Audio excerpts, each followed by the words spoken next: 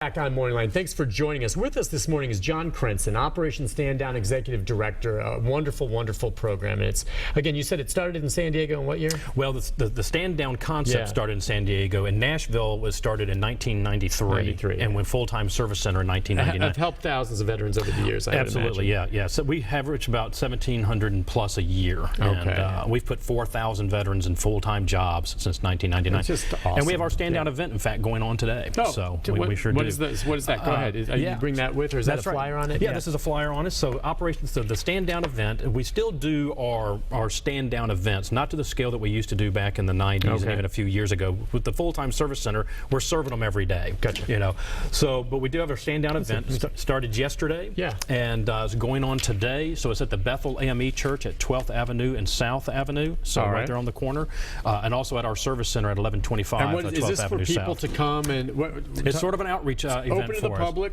right? Exactly. Well, open to veterans and homeless veterans particularly, but at-risk veterans as well. So they can come, they can receive flu shots. We have flu shots today. We have legal aid there today. So if they have issues with some of their records that they need to get taken care of, we have folks from the Veterans Treatment Court that are there as well. Judge Blackburn will be there some today. Oh, okay. So we can take care of a number of issues with them that they need to access some housing or access some employment. They can come and do that. We even have barbers that are there. So if a veteran just needs to come and get a cup of coffee and a haircut, we can take care of that today as well. I think that's great. All right, let's take and we'll mention it again before the end of the show as well. Let's go to Mary. Mary, good morning. Good morning. Hi, Mary. Hey, how are you all? Good. I recently relocated a lady to McKendree Tower, and after the estate sale, the company that was helping me suggested we give the furniture and a lot of the remaining dishes to Operation Stand Down to help furnish homes for veterans. And it was wonderful because they came and got them, and they went to a good place, and they knew what to do with them. Absolutely. Oh, that is awesome. We were going to get to that about donations. Had you known about Operation Stand Down, or when they mentioned it to you, did you ask and you asked the woman and it sounded like a good plan? Well, it sounded like a wonderful plan. Yeah. We had used a company called Let's Get Moving to help her relocate, and they said that that's what they suggested we do with the remaining stuff, and sure enough, it happened, and it was wonderful, and it went to a good place. Mary, that's awesome. I can tell he's smiling over here. Thank you. Let me just get that in there first. Yeah, thank you, because that's what you need. So what she just did there, what was donated, and you talked about the transitional housing, that's going to go into some of these homes where the veterans are now? It could go there. So there's three places that that furniture or clothing that can be used by Operation Stand Down. All right. So one is we have a thrift store. So our thrift store is about 4.5 years old. It's a job training program for some of our veterans. It's at 12th Avenue and Edge Hill. Okay. So it's right next to our service center. It's called 12th Avenue Thrift. All right. And it's an excellent thrift store. So and it is run by a professional retailer who knows how to run those things. The rest of the staff are veterans who are in a jobs training program, and they usually will be with us for 2 years or less, but we get them ready to go back out, not necessarily into retail, but any venue for employment. But we sell clothes and we sell furniture, we sell kitchen items, electronics, so many of the things that are donated to us can go into the thrift store to be sold through that then raises money for our programs, for that jobs training program. We also use furniture and other things for our 7 transitional houses, but when someone is ready to graduate from our transitional housing program and move into permanent housing, then we will help outfit them with their new digs, if you will, and they can come in and receive vouchers. So they're not just being given a complete handout. They receive vouchers, then they can shop in the thrift store to get what they need to establish their new residence on a permanent basis. It's just awesome. Thank you, Mary. I hope others heard her and maybe do the same thing. We do too, so please give the donations to the thrift store, and please come shop at the thrift store. It's an excellent thrift store. You know, I wanted to point out too, again, one of the changing demographic of the veterans you're seeing now, of course, is that there are more women in the service. That's right. I would imagine. And, That's right. And I wanted you to say, if you would for me again, I was asking, are there differences between some of the issues male and female veterans are dealing with to some degree? They go through much of the same thing, but you said there really are 3 differences in your mind, perhaps, that you guys observe? There are. And let me highlight some numbers just real quick. Yeah, so for example, we've opened an office in Clarksville, Tennessee in January. Operation Stand Down Tennessee, 2 offices, one in Nashville, one in Clarksville. ratio. 25% of the veterans that are coming through that office are women. Okay. Meaning like 20 years ago? Well, would have been nothing. Far fewer. Yeah, well, in fact, a good reference for that is that the number of female veterans today, or women veterans today, from the Gulf War, meaning the Iraq and Afghanistan campaigns the last 15 years, is twice the number of women veterans from Vietnam and the Gulf War combined. Okay. So the numbers are just going up. Exactly. Right. So there are some difference in their needs. One is they are more likely than male veterans to have children with them. Okay. So when the male veteran hits the skids, he usually goes by himself. Okay. Well, the women veterans have their children, and they don't abandon them. So many times they have them with them in tow.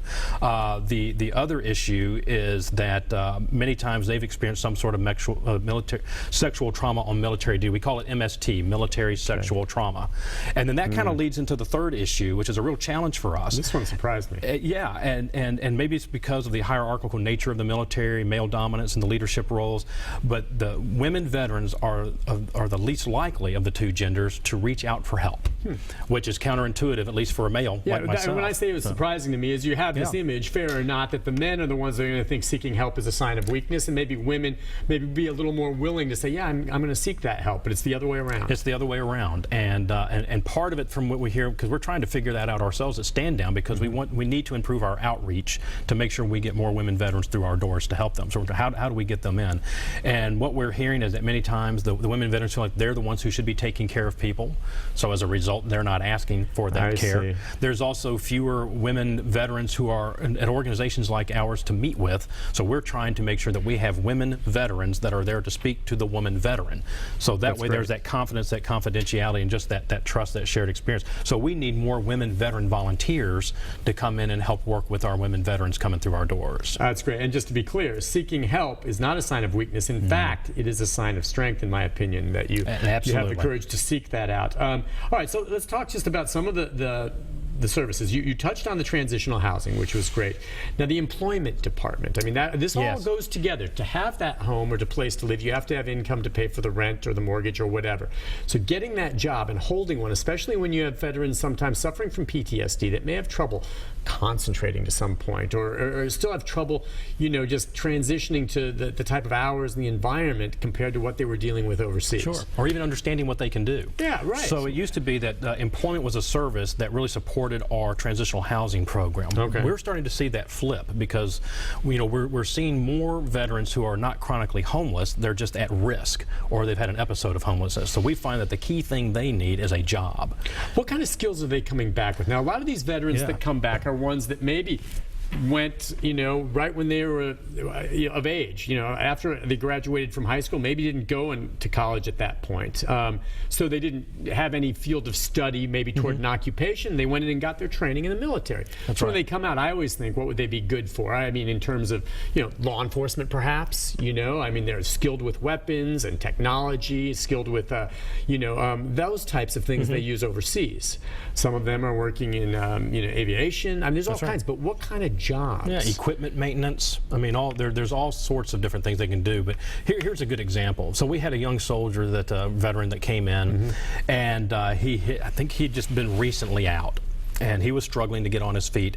So we start talking to him, and so, well, what are you looking for? He goes, well, I think I maybe can get a job in a warehouse. We're like, were you in supply? Is that what you're? No, I wasn't in supply in the Army. Well, what did you do? He goes, well, I worked with computers and things like that. Well, we said, well, show us your certification. So he showed us all these schools he'd been to in the military, and this kid was lights out on his certifications. Okay, so what do you imagine his mindset was? Was he was thinking, meaning in his mind, anyone can maybe work in a warehouse, is what he was thinking, and so I could do that. He didn't have confidence in himself? Didn't have confidence, perhaps, or just thinking, well, maybe that's all I can find out there. Okay. So we set him up with one of our board members who was his CEO of a tech company, and when he saw the veteran's resume, he was like, I wish I had some of these certifications. So he came down, met with the veteran, talked about what he had done in the military, because this board member was a veteran in the Signal Corps, which is basically our computer and networking folks, and so had that experience. So he understood how to apply what the soldier's background was to the civilian sector. Well, we finally got the soldier convinced that, hey, I can, there's a future for me in technology on the civilian side, and he had 2 extraordinary job offers to work. One awesome. as a consultant, making well over $40,000 a year. say, he got a good paying job, and he Absolutely. didn't realize what he had for whatever reason. That's right. And he's just getting out, and I understand that. You needed someone to point him in that direction. That's right. And he wasn't necessarily crippled by PTSD or substance abuse. He just wasn't making the connection from his military duty to civilian life. And he needed somebody to help him bridge that gap. Everyone needs one at that point, and he was a little younger, right? That's right. This was a younger veteran particularly. So okay, so he was able to find something along those lines. Now, does this also include maybe someone who doesn't have that education level coming out of the military? So you're sending some back to school?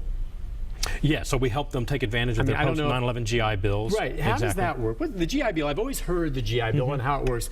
You serve, how much will they pay for your education? Yeah, so the post 9/11 GI Bill is based on how many months you served deploying. Okay. And so you can accumulate up to the amount that would pay for basically 4 years, 9 months for 4 years of education. So basically you can get a bachelor's degree and have that covered, plus have a stipend that you can live on. Does that depend on the school? I mean, there's a difference between paying tuition at Vanderbilt and paying tuition at UT.